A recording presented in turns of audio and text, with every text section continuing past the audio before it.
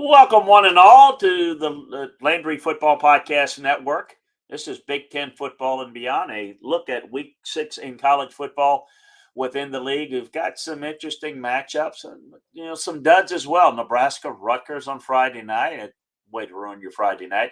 Michigan, Indiana, which looks like to be lopsided. Purdue, Maryland's got some intrigue for me. Wisconsin, Northwestern. It's a good way to get a win if you're the interim head coach, Jim Leonard. Ohio State, Michigan State. No, that's not the matchup that people might have thought at the beginning of the year. Iowa, Illinois, the best looking matchup of the weekend. So we're going to get into all of them. A reminder that we get into all of these matchups and all the matchups in all of college football over at LandryFootball.com. We give you a film room breakdown. Inside the film room, we take you, and we give you a coaching and scouting viewpoint. Always get some feedback and love the feedback. We want you to give us feedback. The goal is to give you an objective, not a fan viewpoint, not a see it from the heart, see it from the eyes and from a trained eye on how we see these teams playing out, what in games playing out. What I love about it is you don't have the same team. How teams look, they're not necessarily how they look going forward. So it's really fun to analyze. We'd like to ask you to subscribe, like, and share Off the Hook Sports YouTube channel, as well as as well as subscribe, like, and share the Landry Football Podcast Network. Do the same for Big Ten football and beyond as well. Subscribe, like, and share. So we got Nebraska Rutgers on Friday night, and Nebraska was able to come up with a win over Indiana. It was not able to run the football. It ripped off some runs in chunks against North Dakota and Georgia Southern, but did not do anything against Oklahoma and stuff by Indiana. This is going to get interesting. Rutgers got run over by Ohio State. That's Ohio State. And everything else, the Scarlet Knights defensive front has played. It's been pretty good. Beating BC, holding up against Iowa was pretty good. I'm curious to see what Nebraska can get done in this game. They exhaled a little bit. The pressure was off. 2 weeks. Let everything calm down. We know there's a coaching search going on. It was 21-all against Indiana in the fourth quarter, and everything was set for another close loss. But instead, they win a close game, something Nebraska has not done in eons, it seems like. So does it signal a change? No, it doesn't. It signaled a win. Could they win this game? Absolutely. Probably should win it. They're more talented than Rutgers, but they're not as good of a team. Rutgers has got to stop turning the ball over. If they don't turn the ball over, they win this game. The defense is pretty good. They're pretty stout. They're better than Nebraska's defense. So I think that Nebraska will get their shots on offense. They're going to have to win it on offense. It's going to be strength versus strength when Nebraska has the ball. Is it enough? Going to be real interesting to see. This game is in Piscataway. So it may not mean a whole lot, but you can, in terms of the standings, both teams are going nowhere fast. But it'd be interesting to see at least how Rutgers develops and whether Nebraska is getting a little bit better, because we need to start looking at things from a personnel standpoint for the new coach at Nebraska. Saturday's actions, you got Michigan at Indiana, a Michigan team that hasn't been sensational, but they've been effective with their wins against Maryland and Iowa. They were workmanlike. Again, nothing special. It's not a special team. They run the football. They run the football well, and they pound the football. Michigan has only turned it over twice. Penalties haven't been a big of a problem. So they're not flashy at all. And so people tend to think they're not very good. They get it done. Are they elite? No. Are they playoff caliber? In my opinion, no. Unless there's a spot available at that fourth spot, I don't think they're capable of doing any damage if they made the playoffs. But they're a good team. Indiana's got to stay in this game. They've got to pass. They've got to pass it very effectively. They got to keep the pressure on this Wolverine secondary. I believe that's the one area you can attack this Michigan team. Talia Tagovailoa from Maryland is the only good quarterback this Michigan defense has faced thus far. He threw it well. He had 2 touchdowns. Iowa didn't pose any threat. The passing game did have a little success. Connor Bazelak's going to have to go off. Be good early. He's going to have to be accurate. He's can't turn the football over, or this is going to get ugly. That's what they need to do to make this game a game. And Michigan's going to be Michigan. It's going to be steady, nothing special, not exciting. They won't be able to do anything on the ground. Will Indiana? They're just not going to be able to do it. Michigan will grind away and win with the running game. About how much? We've got that for you over at LandryFootball.com in our Big Ten breakdowns, film room breakdowns. Purdue at Maryland is an intriguing matchup. Purdue with a nice win last week. Maryland's just a fun team to watch offensively. Purdue, what may have surprised you if you don't study these teams is how good Purdue's defense was in last week's game against Minnesota. Now, I know they were without Minnesota, that is, without Mo Ibrahim, but that defense stepped up. The secondary struggled a little bit late in the loss to Penn State. Hadn't been tested a whole lot. The run defense has been pretty good. Maryland is at its best when they can get their passing game going. So they're not going to run for a ton of yards. I think they're going to throw it, and we'll see if Purdue's pass coverage is improved since the Penn State game. On the other side, the offensive line hadn't been great at keeping defenses out of the backfield, and Maryland doesn't have much of a pass rush. So this could be an opportunity with a healthy Aiden O'Connell for Purdue to match some points here. Stopping the Maryland run game is easier said than done. Maryland's going to be balanced. They can throw it. They'll throw them out of some run looks. Minnesota can't throw it as well as Maryland. So it's going to be a more difficult matchup for Purdue. Michigan was able to hold its own, but it worked just fine against everyone else, including Michigan State. Maryland was able to take care of Michigan State pretty easily. Talia, again, he had his moments against Michigan, but there was also some moments that were struggles. So Purdue's offense is fine, but it's not as explosive as last year. They're 2 plays away from being 5-0. They're right in the mix here, the Big Ten West, Purdue is. Both teams turn it over a bit too much, but Maryland is a much bigger problem with penalties. They're not as disciplined.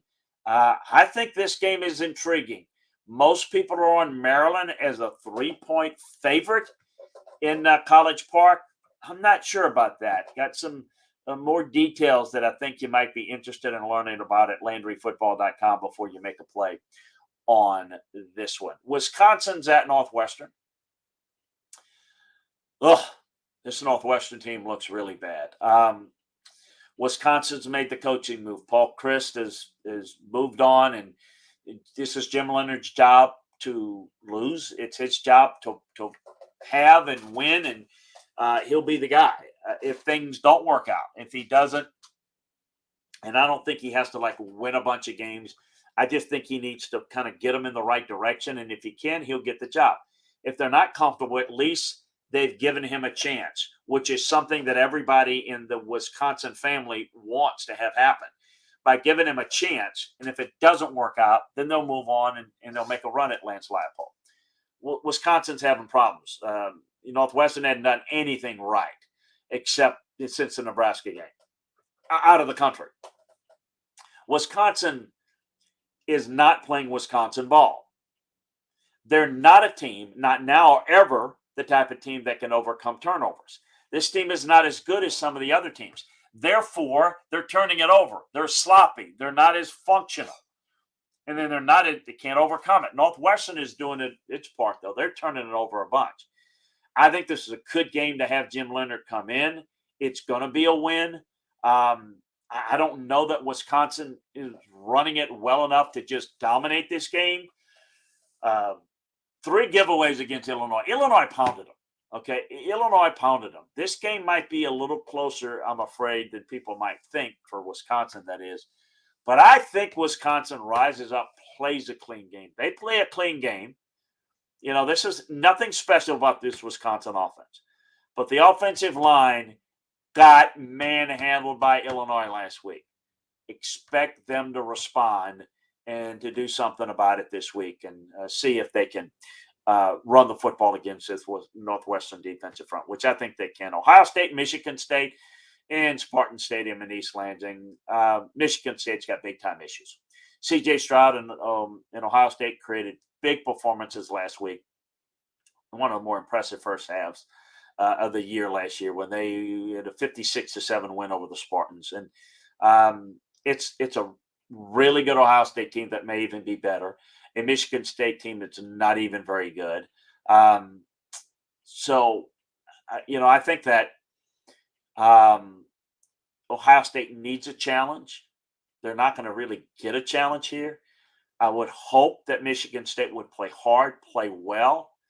They would sure some things up in the secondary. Minnesota dominated the Spartans. Maryland controlled them pretty effectively. The running game is not good. So the offensive line really on tape hasn't been all that bad, but the pass defense is awful. So I expect this to be a blowout game. Now, from Michigan State standpoint, they got to work off the positive. The offensive line has been pretty good. They're keeping people out of the backfield for the most part.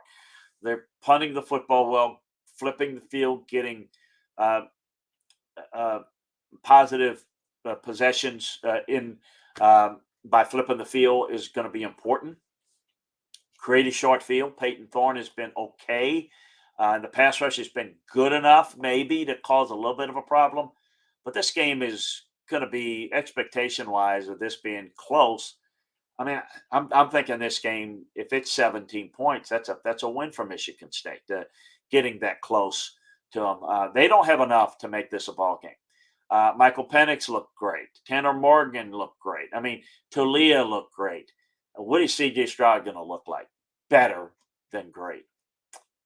And then we got Iowa, Illinois, which I think is, along with Purdue, Maryland, Iowa, Illinois is the game of the week. This defense of Iowa's very good. The offense getting better, but not good. Illinois is not going to throw this football around the yard.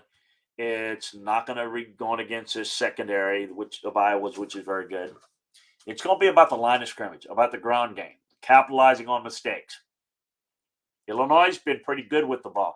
It's still amazing, though, how much better Illinois has gotten and how much worse Indiana has. Let's remind you that game was costly. The turnovers cost them against Indiana. It's had a few bad patches. Iowa hadn't turned it over in 3 weeks. So if Illinois goes back to turning it over, this game's going to be in peril. But as long as the Hawkeyes can hold up against the run, force some third and longs, then this could be an interesting game. Because I think while Illinois is more balanced, they're not real effective throwing it. So they're going to have to stay in short yardage situations. Both of them will. Brett Bielema will win into Madison and hammer the Badgers. They were able to grind it out, +3 in turnover margin, and ran the football very well. The defense is playing well, allowing just over 8 points a game. Chase Brown and the ground attack gives them a little bit more offensively than Iowa has. Iowa's games are low-scoring defensive fights, but the defense is on the field way too much. If Illinois can play ball control and soften up the defense, they'll have some success to win a game, a close one. Iowa has the better kicking game. The punting game is superior here. So this is going to be a lot of fun. If you like Big Ten football, if you like line of scrimmage football, I'm hearing it might be in the 40s at kickoff time in Champaign-Urbana, Memorial Stadium. Should be a lot of fun. Maybe this Illinois team is the best team in the Big Ten West. Maybe Iowa makes a stand. You got Purdue against Maryland. I think we learn a little bit more about GTG's teams every week. But I think we know who's not in the Big Ten West, right? We can eliminate the Nebraskas and the Northwesterns. Minnesota's still in it, but Illinois is in good shape. Iowa's still got a shot, maybe outside shot. You got Purdue's got a shot. We're going to learn a little bit more about the Big Ten West, a lot more this week. So make sure that you check out all the detailed film room breakdowns on all these Big Ten matchups in greater detail, as well as all the matchups around the country on LandryFootball.com. Take advantage of the football season sale today. Also like to invite you to subscribe, like, and share Big Ten Football and Beyond. Subscribe, like, and share the Landry Football Podcast Network. And, of course, subscribe, like, and share Off the Hook Sports YouTube channel. We are happy with our great partnership with those guys. So make sure that you do that and let us know your feedback on these games. We appreciate you joining us. And we'll talk to you next time and see you over on the website. Take care, everybody. Enjoy the games.